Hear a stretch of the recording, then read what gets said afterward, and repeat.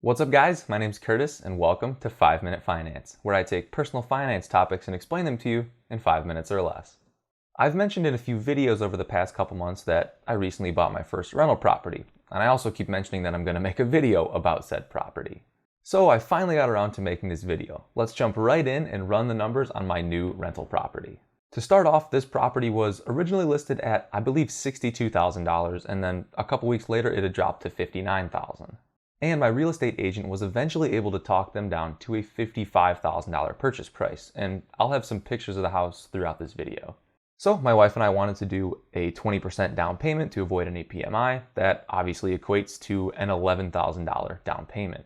Obviously there were other closing costs, things like prorated property taxes, first year's homeowner's insurance payment, a bit of prepaid mortgage interest, fees to the title company, a mortgage broker fee because I went through a broker, a fee to my real estate agent because the purchase price was so low that the 3% generally covered by the sellers didn't cover the minimum for my real estate agent. Also had to pay for the inspection as well as the appraisal. Overall, the total closing cost came to $5,891.88, which was slightly higher than I had originally anticipated. And in the future, there's probably a couple fees that I might be able to avoid. For example, I probably won't use a mortgage broker next time. I'll just go straight to the lender that they were able to connect me with. I'll probably also purchase my next house at a price point where my agent's fee is fully covered, or I'll just negotiate that into the sale where the seller has to pay for it.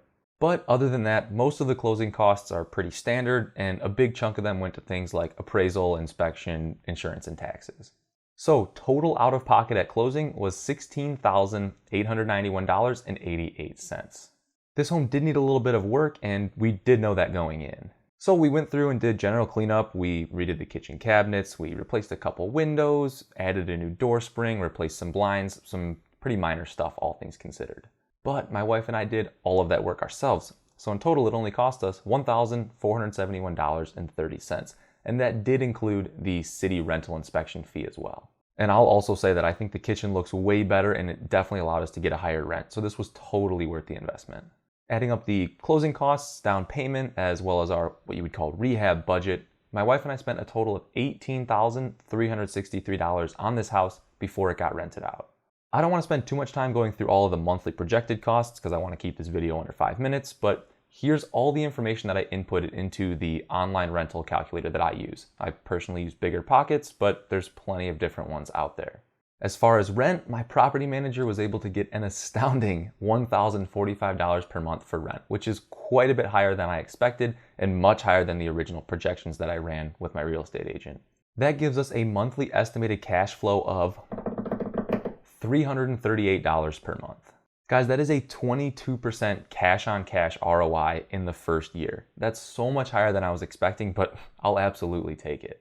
And the best part is with real estate, cash on cash return doesn't paint the full picture of your total return. You also have to factor in principal paydown, appreciation of the home, as well as tax benefits related to owning real estate. Over the course of the first year, the principal balance on the loan will have been paid down by about $700.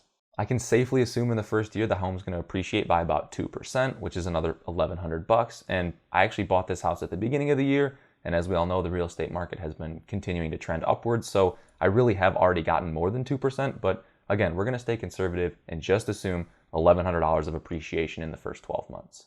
Lastly, I will save money at tax time due to additional write-offs that I'm eligible for now, as well as depreciation of the home. So again, I'm going to be super conservative and just assume that I'll save an additional $1,000 next spring at tax time. So adding that conservative $2,800 estimate from home appreciation, principal paydown, as well as tax benefits, the total return I'm getting from this property is actually going to be over 30%. Guys, this is why so many people in the financial field love real estate.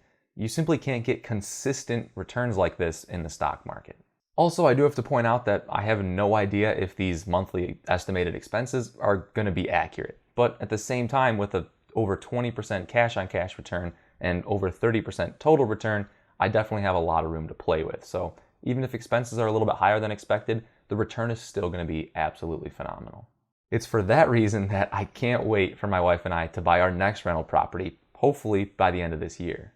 If you guys enjoyed this video, it would really help me out if you gave it a thumbs up. And if you're new around here and want to see more personal finance videos in the future or more analyses of future rental properties that I buy, click this globe right here to subscribe. And as always, hit that notification bell so you don't miss any future videos.